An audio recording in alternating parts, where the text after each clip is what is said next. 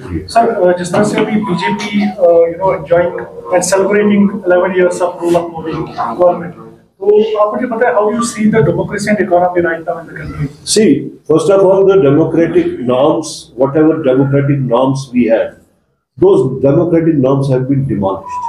आज डेमोक्रेसी नहीं है, आज ऑटोक्रेसी। ये ऑटोक्रेसी के नाम पे डेमोक्रेसी चला रहे हैं, ये एस्टैब्लिश फैक्ट है वर्ल्ड वाइड। आप किसी भी वर्ल्ड पावर की ओपिनियन ले लीजिए, आपको वो यही कहेंगे अभी G7 में आपको बुलाया नहीं जा रहा। क्या इसी वास्ते हमने हजारों करोड़ रुपए खर्च करके प्राइम मिनिस्टर को PR के लिए भेजा था कि आज G7 जैसी इतनी इंपॉर्टेंट कॉन्फ्रेंस में उनको नहीं बुलाया जाएगा? क्या इसी वास्ते हमने उनको सऊदी अरब 4-5 दफा भेजा कि आज हमें सऊदी अरब कहेगा कि हिंदुस्तानियों को हम वीजा नहीं देंगे? तो इस वक्त we are at the lowest ebb, चाहे वो डेमोक्रेसी का हो, चाहे वो डेवलपमेंटल हो। This is all ornamental. जो आप देख रहे हैं वो ऑर्नामेंटल है। आपने देखे होंगे कई ब्रिजेस जिनका इनॉग्रेशन साल पहले प्राइम मिनिस्टर ने किया, वो गाड़ियां लेके दब। आपने देखा होगा सड़कें, गाड़ी चलती है तो नीचे ड्रेन में घुस जाती है। तो it is full of corruption जो भी हुआ है।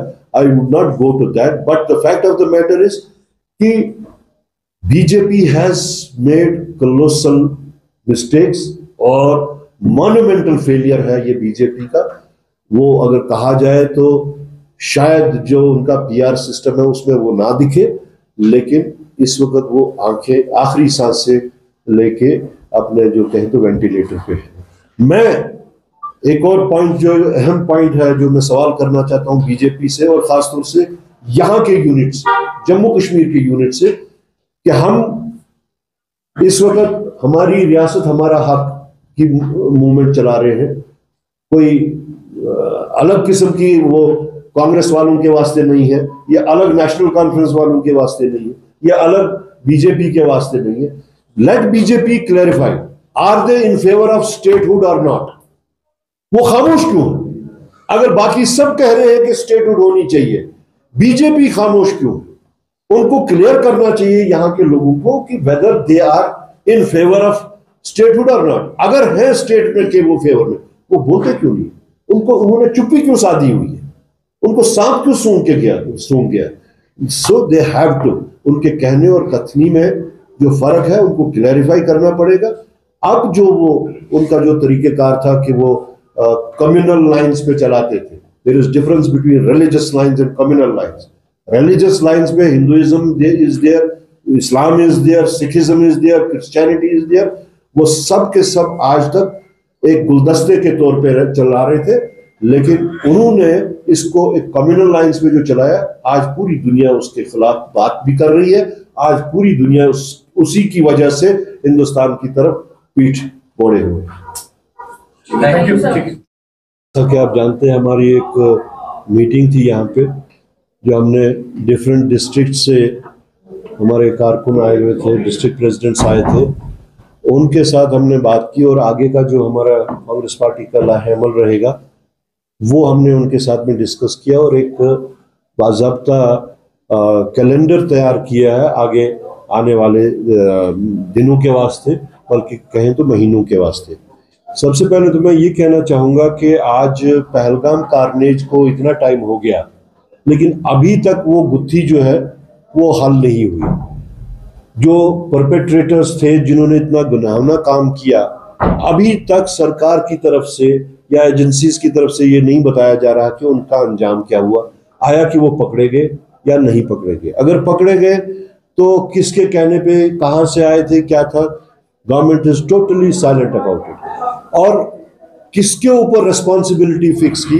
Government needs to come clear on it कि रिस्पॉन्सिबिलिटी किसके ऊपर फिक्स की है। अदरवाइज अभी तक जो गवर्नमेंट का रिस्पॉन्स है इस पे, या उनकी जो चुप्पी है, उससे यही लगता है कि शायद सरकार भी अब इस बात को दबा देना चाहती है, इसके बारे में बात नहीं करना चाहती। दूसरी बात, उसके बाद में जो शेलिंग जो हुई बिटवीन इंडिया पाकिस्तान, उसके से नुकसान जो हुआ, यहाँ कश्मीर साइड से भी हुआ, जम्मू साइड से भी हुआ, जम्मू में पुंछ जिला में, पुंछ कॉन्स्टिट्यूंसी में, पुंछ सिटी में तकरीबन 15-16 अमवात हुई। उन अमवात के बाद में कोई भी बड़ा नेशनल लेवल का लीडर वहां नहीं पहुंचा जब तक राहुल जी वहां नहीं आए। और हमने उससे पहले मैंने खुद जाके वहां पे पुंछ राजौरी के तमाम घर, वो घर जहां पे लोगों ने शहादतें दी उनके घर गया, जहां पे डैमेजेस हुए उनके घर गया। और उसका जो तखमीना बनता है, मुझे नहीं लगता जो अभी प्राइम मिनिस्टर साहब ने आके जो अनाउंस किया है that is sufficient to take care of all those colossal losses. तो वो भी एक अफसोस की बात है कि हमारे प्राइम मिनिस्टर साहब ने पुंछ का नाम तक नहीं लिया, जिक्र नहीं किया। और उसके साथ साथ अभी आप देखिए मणिपुर फिर से जल रहा है। एक साइड से कश्मीर के ये हालात हैं, दूसरी साइड से मणिपुर जल रहा है। तो मुझे लगता है, बल्कि इस वक्त पूरे मुल्क में ये रियलाइजेशन है कि मौजूदा सरकार के these are monumental failures, they have totally failed.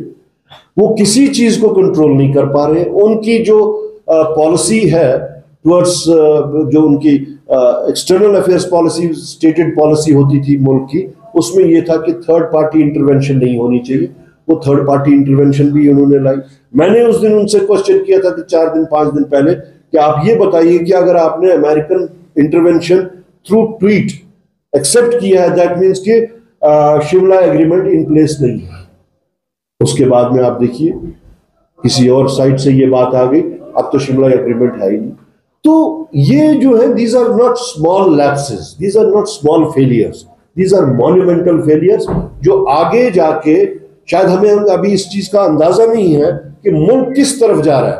मैं आप लोगों के माध्यम से ये कहना चाहता हूं कि मुल्क जो है वो बहुत ही एक खतरनाक फेज में घुस रहा है, चाहे इकोनॉमिकली हो, चाहे पॉलिटिकली हो, चाहे डेवलपमेंटली हो।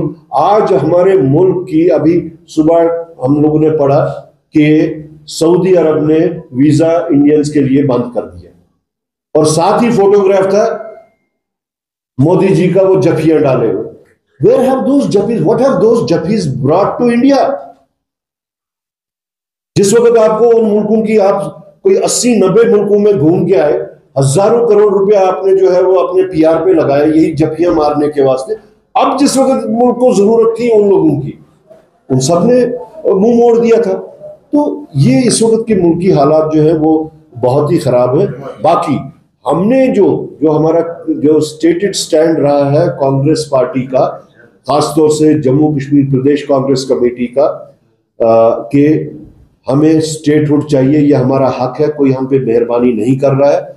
हमने जम्मू रीजन में, पूरे जम्मू रीजन में 10 के 10 डिस्ट्रिक्ट्स में हमने कैंपेन चलाई। हमने एक स्लोगन, उसका, उस कैंपेन का जो है एक स्लोगन बनाया। उस स्लोगन के तहत हम पूरे जम्मू खित्ता में घूमे। अब हम वही कैंपेन जो है कश्मीर में चलाने वाले हैं, और उस कैंपेन का ये है, हमारी रियासत हमारा हक। हम ये हमारी रियासत हमारा हक जो हमने जम्मू में सक्सेसफुली चलाई है, इसका हमने कैलेंडर भी तैयार करके रखा हुआ है, और जल्द ही हम ये कैंपेन चलाना शुरू कर रहे हैं। आपकी इत्तला के लिए आज हमने आपसे ये शेयर करना था कि हमारी रियासत हमारा हक, जल्द ही मेरे ख्याल में अगले हफ्ते से ये कैंपेन पूरे कश्मीर जिला में शुरू हो।